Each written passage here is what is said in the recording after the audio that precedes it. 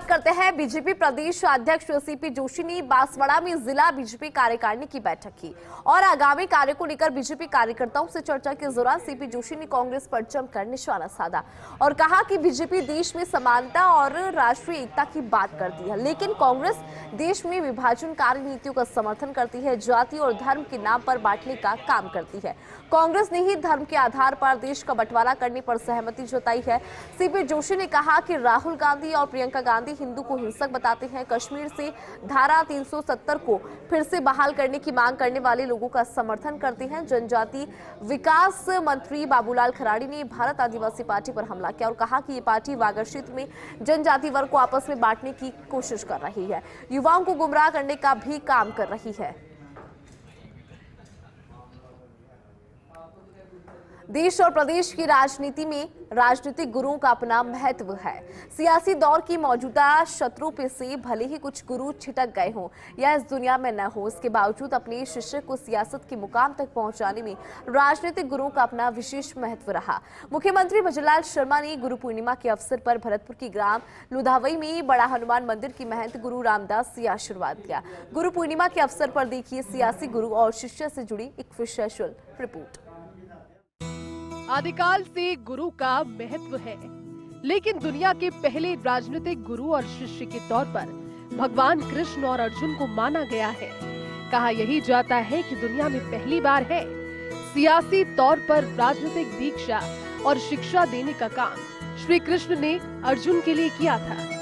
भागवत इसका जीता जागता प्रमाण है। भारत निर्माण के समय मौर्य काल में चाणक्य और चंद्रगुप्त मौर्य के रिश्तों की महिमा वे पहले राजनीतिक पंडित कहे गए, जिन्होंने अपने सियासी शास्त्र से चंद्रगुप्त को सम्राट पद तक पहुंचाया। चाणक्य नीति आज कौटिल्य अर्थशास्त्र के तौर पर राजनीति की गीता कही जाती है।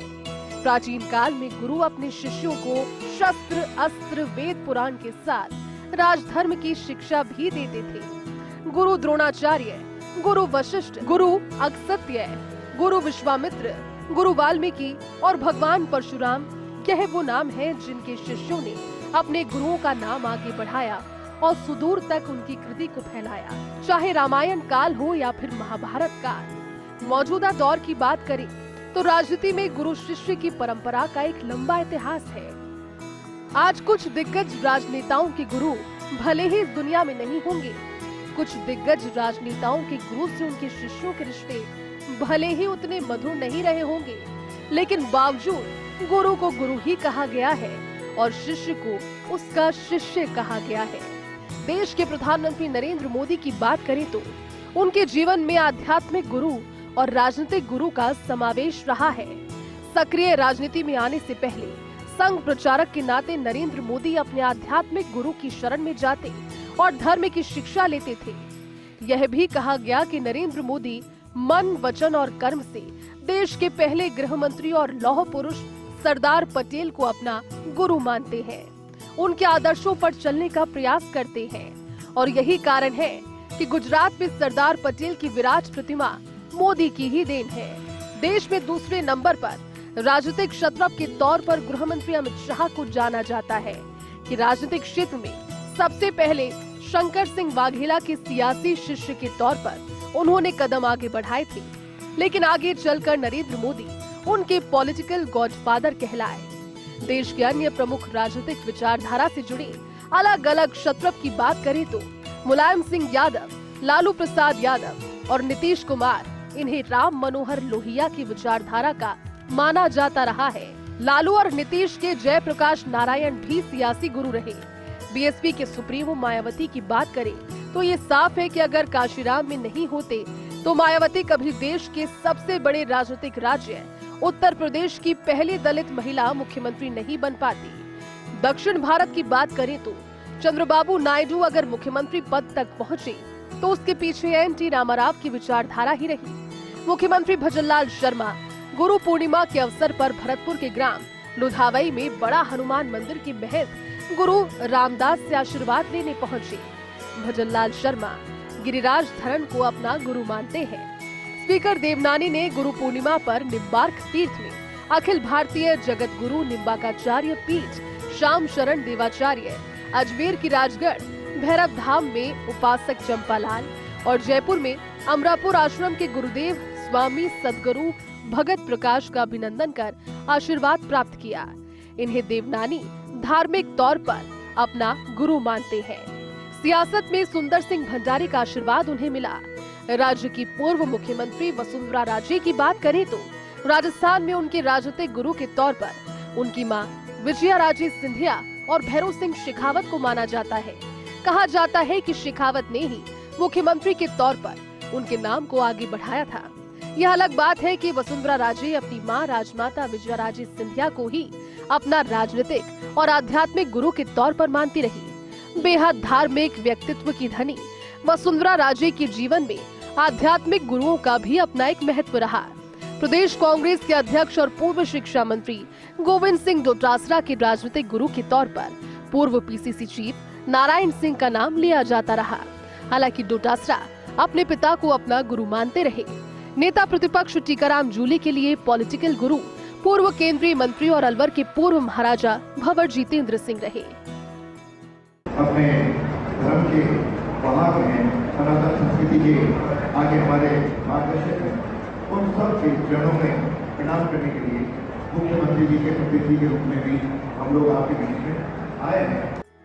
असम के राज्यपाल और पूर्व नेता प्रतिपक्ष गुलाबचंद कटारिया के राजनीतिक गुरु के तौर पर संघ प्रचारक सुंदर सिंह भंडारी का नाम लिया जाता रहा है। कहा यही गया कि सुंदर सिंह भंडारी ही कटारिया को सियासत में लेकर आए। पूर्व उप नेता प्रतिपक्ष राजेंद्र राठौड़ के राजनीतिक गुरु के द्वार पर भैरव सिंह शेखावत माने गए। राठौड़ को प्रदेश की राजनीति में आगे बढ़ाने में शेखावत का योगदान किसी से छिपा नहीं। कैलाश मेघवाल, घनश्याम तिवारी सरीखे चर्चित नेता भी शेखावत पाठशाला से ही निकले हैं। राज्य के पूर्व यूडीएच मंत्री शांति धारीवाल के राजनीतिक गुरु के तौर पर पंडित नवल किशोर शर्मा को माना जाता रहा है। धारीवाल के ड्राइंग रूम में लगी पंडित नवल किशोर शर्मा की विशाल तस्वीर गुरु शिष्य के इस पावन रिश्ते को बयां करती है। गुरु शिक्षा परंपरा का राजनीतिक क्षेत्र में अपने आप में अनूठा उदाहरण। कई राजनेता खुलकर अपने राजनीतिक गुरु को स्वीकार करते हैं, तो कई ऐसे दिग्गज भी हैं जो खुलकर अपने पॉलिटिकल गॉडफादर या फिर राजनीतिक गुरु का सीधे तौर पर नाम नहीं लेते, लेकिन गुरु शिष्यों के रिश्तों को ठुकराते भी नहीं है। फर्स्ट इंडिया न्यूज के लिए योगेश शर्मा की रिपोर्ट। गुरु पूर्णिमा महोत्सव पर जयपुर की नरसिंह मंदिर में गुरु कृपा सत्संग मंडल की ओर से साप्ताहिक राम नाम संकीर्तन का आयोजन किया गया। श्री श्री ब्रह्मा पीठाधीश्वर राम रत्न देवाचार्य महाराज के सानिध्य में संकीर्तन का आयोजन हुआ। इस दौरान बड़ी संख्या में भक्तों ने कीर्तन का आनंद लिया। मंदिर का प्रांगण राम और कृष्ण के भजनों से गूंजायमान हो गया। महाराज ने जिंदगी में गुरु की महत्वता को बताया कि किस तरह से गुरु हमको जीवन की मूल्यों से परिचित करवाता है। साथ ही ये भी बताया कि माता पिता ही जिंदगी में सबसे पहले गुरु होते हैं। हिंदू संस्कृति सनातन धर्म के अंदर गुरु पूर्णिमा पर्व एक बहुत बड़ा पर्व है। ये जीव अज्ञान अंधकार में भटके हुए हैं, उनको सन्मार्ग पर लेकर चलने के लिए भगवान ने यहाँ पर 3 चौकियाँ स्थापित की, माता के रूप में, पिता के रूप में और गुरुजन के रूप में। ये तीनों जीवों को भटके हुए जो राही हैं उनको सन्मार्ग पर लेकर के चलने का जो पर्व मनाया जाता है वो आज के दिन इसको गुरु पूर्णिमा का दिन कहा गया है। और इसमें जिससे भी अगर कुछ भी ज्ञान प्राप्त हुआ हो उन सभी गुरुजनों को नमन करना चाहिए, प्रणाम करना चाहिए। छोटी काशी में गुरु पूर्णिमा का पर्व बड़े ही हर्षोल्लास के साथ मनाया गया। गुरु पूर्णिमा पर महाभारत के रचयिता वेद व्यास जी का जन्म हुआ था। इस वजह से गुरु पूर्णिमा का पर्व मनाया जाता है। गुरु पूर्णिमा के दिन दान पुण्य का भी बहुत ज्यादा महत्व होता है। जयपुर की चांदी की टकसाल स्थित काली हनुमान जी मंदिर में महंत गोपाल दास जी के सानिध्य में गुरु पूर्णिमा महोत्सव कार्यक्रम बड़ी धूमधाम से मनाया गया। इस अवसर पर सुबह 7 बजे से मंदिर में भक्तों का तांता लगा हुआ नजर आया। इस अवसर पर सामाजिक न्याय एवं अधिकारिता मंत्री अविनाश गहलोत काले हनुमान जी मंदिर पहुंचे और भगवान की दर्शन किए, जिसके बाद मंत्री ने गोपालदास महाराज जी का भी वंदन कर उनका आशीर्वाद प्राप्त किया।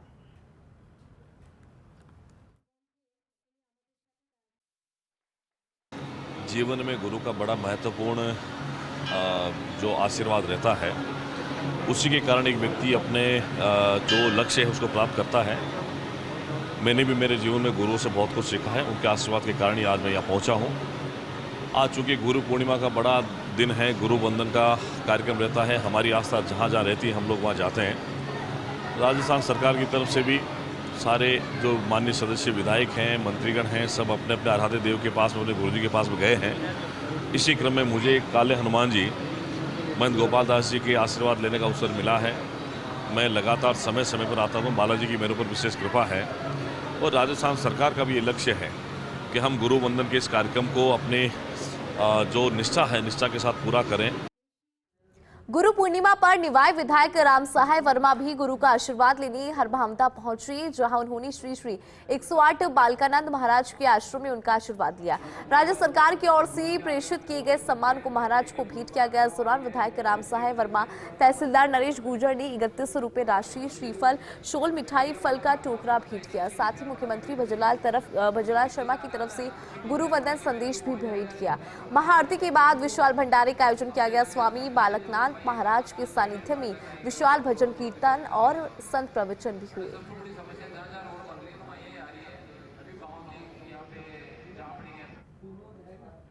श्री राणा राजपूत सेवा समिति राजस्थान की ओर से बड़ारणा स्थित सभा भवन में सम्मान कार्यक्रम का आयोजन हुआ। इस दौरान राणा राजपूत समाज की 10वीं-12वीं कक्षा में 70% से अधिक अंक प्राप्त करने वाले बच्चों को सम्मानित किया गया। साथ ही भवन में वृक्षारोपण कार्यक्रम का भी आयोजन हुआ। कार्यक्रम में फिल्म अभिनेता जितेंद्र सिंह जादौर उर्फ जोजो मुख्य अतिथि के तौर पर मौजूद रहे। समाज सेवी राधेश्याम तंवर विशिष्ट अतिथि के तौर पर मौजूद रहे। समाज के अध्यक्ष देवेंद्र सिंह मैड ने समारोह की अध्यक्षता की। इस दौरान राधेश्याम तंवर ने बच्चों को पढ़ाई पर विशेष ध्यान देने और अच्छे संस्कार देने की बात कही। जयपुर की अशोक क्लब में लेखक अमित रंजन की पुस्तक पर एक इंटरैक्टिव बुक सेशन का आयोजन हुआ। पुस्तक John Lang wanderer of Hindustan, slanderer in Hindustani lawyer for the Rani पर यह बुक सेशन हुआ। इसमें देखिए, इस दौरान writer and blogger Tusharika Singh ने उनकी इस पुस्तक पर चर्चा की। इसमें ऐतिहासिक व्यक्तित्व जॉन लैंग, जो कि झांसी की रानी के वकील के रूप में प्रसिद्ध है, उनके जीवन से जुड़ी विभिन्न पहलू और अनसुने तथ्यों पर प्रकाश डाला है। अमित रंजन ने बताया कि उन्होंने जॉन लैंग पर अपनी रिसर्च 2006 में शुरू की, तो उसके बाद उनके कुछ महत्वपूर्ण तथ्य सामने आए। साल 2014 में जब भारत के प्रधानमंत्री नरेंद्र मोदी ऑस्ट्रेलिया के दौरे पर थे, तब वहां उन्होंने ऑस्ट्रेलिया के प्रधानमंत्री को जॉन लैंग की तस्वीर भी भेंट की थी, जो भारत और ऑस्ट्रेलिया के बीच मजबूत और ऐतिहासिक संबंध को दर्शाती है। ये जॉन लैंग के विषय में एक किताब है। जॉन लैंग झांसी की रानी के वकील थे और हिंदुस्तान में ही रहते थे 1840 से 1864 के बीच। 1864 में उनकी मृत्यु हुई, मसूरी में उनका कब्र है। तो वकील थे झांसी की रानी के। इसके सिवाय उन्होंने बहुत सारी वकालत की हिंदुस्तान में और बहुत मशहूर लेखक भी थे और संपादक अपना अखबार चलाते थे जिसका नाम था मुफी समय। तो अपने वक्त के बहुत ही इंटेलेक्चुअल विद्वान किरदार हैं और इतिहास उनको भूल गया है, तो इसलिए ये किताब लिखी है। बाड़ा में मांडलगढ़ के मेनाल के झरने को देखने के लिए देश विदेश से सैलानी पहुंच रही हैं। बारिश के आते ही मेनाल का झरना लगभग 150 फीट की ऊंचाई से घिरता है। यहां शिव मंदिर बना है, जिसकी परिक्रमा पर पत्थरों की नक्काशी आने वाले पर्यटकों को अपनी ओर आकर्षित करती है। बारिश के दौरान पर्यटकों की अच्छी खासी भीड़ यहां पर नजर आती है। प्रशासन ने भी सुरक्षा की दृष्टि से पुलिस जाब्ता मेनाल में तैनात किया हुआ है।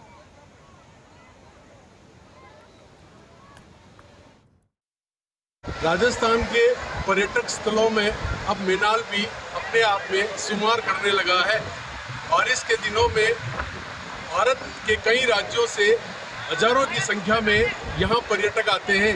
आपको बता दें कि यहाँ 150 फीट ऊपर से पानी का झरना गिरता है, जो अपने आप में आकर्षण का केंद्र बना हुआ है।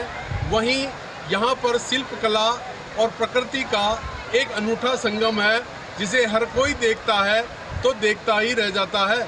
फर्स्ट इंडिया न्यूज के लिए दिनेश सनाड्य, मांडलगढ़। प्रतापगढ़ के एक सरकारी विद्यालय में अभिभावकों के लिए अभद्र टिप्पणी करने वाले शिक्षक को एपीओ कर दिया गया। शिक्षक ने स्कूल पढ़ने आए बच्चों को कॉपियां नहीं लाने पर अभद्र भाषा का इस्तेमाल किया था। जिला शिक्षा अधिकारी प्रारंभिक महेश चंद्र आमीटा ने बताया कि बड़ोदिया राजकीय प्राथमिक विद्यालय के शिक्षक गोपाल रेदास के खिलाफ अभिभावकों पर अभद्र टिप्पणी करने का मामला सामने आने के बाद उससे तत्काल प्रभाव से एपीओ कर दिया गया। इस दौरान शिक्षक को जिला शिक्षा अधिकारी कार्यालय प्रारंभिक शिक्षा में अपनी उपस्थिति दर्ज करानी होगी। आमिटा ने बताया कि तथ्यों को एकत्रित कर जांच के बाद कार्रवाई पूरी की जाएगी। एसएमएस अस्पताल की नए प्रबंधन ने एक बार फिर से क्राउड मैनेजमेंट के लिए नई व्यवस्था पर काम को शुरू किया है। इस कवायद के तहत एक तरफ जहां अस्पताल में भर्ती मरीजों की सभी सेवाएं वार्ड में उपलब्ध होगी, तो दूसरी तरफ अटेंडेंट और विजिटर्स की संख्या समय सीमा भी निर्धारित होगी। पहले चरण में अस्पताल के 10 वार्ड में पायलट प्रोजेक्ट के तहत काम शुरू करने पर विचार चल रहा है। आखिर अस्पताल प्रशासन की नई प्लानिंग क्या है? पेश है फर्स्ट इंडिया न्यूज की ये स्पेशल रिपोर्ट। ये है प्रदेश का सबसे बड़ा एसएमएस अस्पताल। राजस्थान समेत आसपास के मरीजों के मूवमेंट के चलते यहाँ रोजाना ओपीडी में मेले जैसा माहौल आम बात है। इंडोर में भी कमोबेश हर वार्ड में लोगों की भीड़ देखी जा सकती है। इसके पीछे का सबसे बड़ा कारण है ओपीडी से लेकर आईपीडी में मरीज को ट्रीटमेंट की अलग अलग सेवाओं के लिए खुद या फिर उसके अटेंडेंट को ही भागदौड़ करनी पड़ती है। अस्पताल प्रशासन कई बार इस क्राउड को कंट्रोल करने के लिए प्लान बना चुका है, लेकिन प्रशासन की इच्छा शक्ति की कमी के चलते कुछ दिनों बाद हालात जस के तस नजर आने लगते हैं। लेकिन अब एसएमएस मेडिकल कॉलेज के कार्यवाहक प्राचार्य डॉक्टर दीपक माहेश्वरी ने जिम्मेदारी संभालने के साथ ही एक बार फिर इंडोर मरीजों के मैनेजमेंट की कवायद पर फोकस शुरू किया है। पायलट प्रोजेक्ट के तहत इस नई व्यवस्था को 10 वार्डों में लागू किया जाएगा, जहां भर्ती मरीजों को सैंपल समेत अन्य कार्यों के लिए अस्पताल में चक्कर नहीं काटने पड़ेंगे। इंडोर मरीजों को सभी व्यवस्थाएं वार्ड में ही उपलब्ध होंगी। क्राउड मैनेजमेंट के हिसाब से बहुत महत्वपूर्ण है। यदि हम यदि हॉस्पिटल के सारे काम को हम सुचारू कर देंगे तो पेशेंट भी जागरूक होंगे और वो लोग उसको कोऑपरेट करेंगे। कहीं उनको इधर उधर जाना ना पड़े, अटेंडेंट्स को बेवजह परेशान ना होना पड़े, उस सब की व्यवस्था करने की कोशिश करें। एसएमएस अस्पताल में भर्ती मरीजों के लिए इलाज काफी चुनौतीपूर्ण माना जाता है। इसके पीछे का सबसे बड़ा कारण है कि मरीज के अटेंडेंस को ब्लड जांच से लेकर हर तरह के काम के लिए खुद ही भाग दौड़ करनी पड़ती है।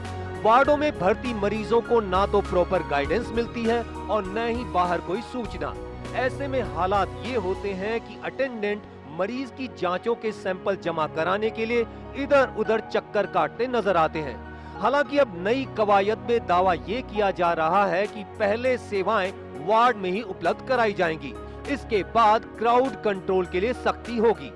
एसएमएस मेडिकल कॉलेज के प्राचार्य डॉक्टर दीपक माहेश्वरी ने बताया कि नई कवायद के बाद वार्डों में अटेंडेंट की भूमिका भी तय होगी और विजिटर्स भी निर्धारित समय में ही मुलाकात कर पाएंगे, जिससे वार्डों में सफाई समेत सभी व्यवस्थाएं माकूल हो पाएं। बिल्कुल हम ऐसे इस तरह के वार्ड्स बनाने की कोशिश कर रहे हैं जहाँ अटेंडेंट्स को बिल्कुल भी परेशान ना होना पड़े, पेशेंट की केयर भी बहुत अच्छी हो, अटेंडेंट्स का भी को जो है वार्ड में बहुत ज़्यादा इकट्ठे नहीं हो, एकत्रित ना हो, तो उससे क्या है कि सफाई व्यवस्था और बाकी सब चीज़ें ठीक हों। तो उसके लिए हम सब लोग कोशिश में लगे हैं।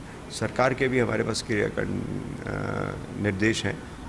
अस्पताल में क्राउड कंट्रोल की बातें बरसों से चली आ रही हैं। करीब 7 साल पहले तत्कालीन अधीक्षक डॉक्टर DS मीणा ने सभी सेवाएं बेड साइड पर उपलब्ध कराने के प्रयास किए थे, लेकिन जैसे ही प्रबंधन में बदलाव हुआ तो फिर से मरीज और उनके अटेंडेंट चक्कर घिनी होने लगे। अब फिर से नई व्यवस्था लागू करने की कोशिश की जा रही है, लेकिन इससे पहले जरूरी है कि अस्पताल प्रशासन अपने स्टाफ को विश्वास में ले, उन्हें इस कवायद की गंभीरता से अवगत कराए। हालांकि ये तय है कि यदि मरीजों को वार्ड में ही सभी सेवाएं उपलब्ध होंगी तो निश्चित तौर पर ये क्राउड मैनेजमेंट की दिशा में बड़ी जीत साबित हो सकता है। अब देखना ये होगा कि प्रशासन इस व्यवस्था को लागू करने में कितना सफल हो पाता है। Vikas Sharma, first India news, Jaipur. Karauli में नगर परिषद की निलंबित सभापति रशीदा खातून के खिलाफ कोतवाली में एफआईआर दर्ज हुई है। एफआईआर में सभापति के पुत्र मनोनीत पार्षद अमीनुद्दीन खान, नगर परिषद के पैनल अधिवक्ता इकरामुद्दीन, तत्कालीन आयुक्त नरसी मीणा को भी नामजद किया गया। चटिकना मोहल्ला निवासी गजेंद्र भारद्वाज ने एफआईआर दर्ज कराई थी, जिसमें उसने सभापति पर पूर्व में जारी पट्टों की नाप बढ़ाकर दोबारा पट्टे जारी करने का आरोप लगाया। ये पट्टा सभापति के पुत्र अमीनुद्दीन के नाम जारी किया गया। प्राथमिकी में मंदिर की राशि और मंदिर की भूमि को भी खुर्द-बुर्द कर नगर परिषद की बताकर पट्टा जारी करने का आरोप है। नगर परिषद द्वारा ये पट्टा अम्बेडकर चौराहे स्थित भूमि का जारी किया गया। एफआईआर दर्ज होने के बाद करौली कोतवाली सीआई मामले की जांच पड़ताल कर रही है। करौली की कोतवाली में भारतीय जनता पार्टी के वरिष्ठ नेता भाई गजेंद्र भारद्वाज ने नगर परिषद करौली की पूर्व सभापति रशीदा खातून, उनके पुत्र अमीनुद्दीन और अमीनुद्दीन के साले जो सरकारी वकील थे इकरामुद्दीन और उस समय के नगर परिषद के आयुक्त, इनके चारों के विरुद्ध एक आपराधिक प्रकरण करौली कोतवाली में एफआईआर नंबर 291 2024 पंजीबद्ध कराया है, जिसमें नॉन बेलेबल ऑफेंस है। और चूंकि इन्होंने आपराधिक साज कर करके जो ये प्रकरण किया था, इस जमीन को हड़पने के लिए और भोलेनाथ जी के मंदिर को जो हड़पने के लिए उन्होंने ये षड्यंत्र रचा था और वहां पर एक होटल बना लिया। प्रशासन और पुलिस प्रशासन बहुत जल्दी इसकी जांच करेगा। गुरु पूर्णिमा के मौके पर प्रदेश सरकार की ओर से गुरु वंदन कार्यक्रम आयोजित किया गया। राज्य मंत्री विजय सिंह चौधरी डीडवाना के प्राचीन जोगामंडी धाम पहुंचे, जहां पर उन्होंने प्राचीन हिंगलाज माता मंदिर के दर्शन किए और महंत लक्ष्मणनाथ महाराज का सम्मान करने के साथ ही गुरु वंदन भी किया। मुख्यमंत्री की ओर से भेजे गए श्रीफल, शॉल और अभिनंदन पत्र महंत लक्ष्मणनाथ महाराज को भेंट किया। इस दौरान उनके साथ भाजपा नेता जितेंद्र सिंह जोधा सहित स्थानीय भाजपा के अनेक कार्यकर्ता भी मौजूद रहे। इससे सनातन धर्म मजबूत होगा और हमारा प्रदेश खुशहाल रहेगा। हमारे मुख्यमंत्री जी ये चाहते हैं कि साधु संतों का आशीर्वाद सरकार पर बना रहे और सरकार विकास करती रहे। अभी बजट में भी मुख्यमंत्री जी ने बहुत अच्छा बजट पेश किया है, ऐतिहासिक बजट पेश किया है, सभी वर्गों को उसमें साझा किया है। कानून मंत्री जोगाराम पटेल ने पुलिस भर्ती में ऊपरी सीमा में 5 साल की छूट बरकरार रखने की बात कही है। जोधपुर में मीडिया से बातचीत में मंत्री जोगाराम पटेल ने कहा कि पुलिस भर्ती में ऊपरी सीमा में जो 5 वर्ष की छूट पहले थी वो आज भी है। जोगाराम पटेल ने जैसलमेर में फर्जी तरीके से आधार कार्ड बनाने के मामले पर कहा कि ई मित्र पर फर्जी ID पर नाबालिग बच्चों के हाथ पैरों की अंगूठी के निशान लेकर उपयोग किया जा रहा है। ऐसे तथ्य भी सामने आए हैं। इस पूरे मामले में मुकदमा दर्ज करा दिया गया है। भारत पाकिस्तान सीमा पर बसे कई गांवों में फर्जी आधार कार्ड बनाए गए। राष्ट्रीय सुरक्षा के लिहाज से इस मामले की सख्त जांच की जरूरत है, लिहाजा इसकी जांच को सीबीआई को देना तय किया गया।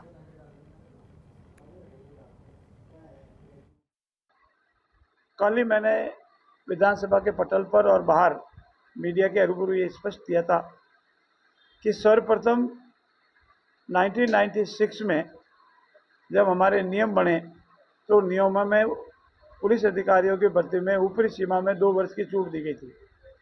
उसके बाद 2000 में इसको 2 वर्ष से बढ़ा करके 5 वर्ष किया गया था और 2024 में इसको बढ़ा करके 5 वर्ष किया था।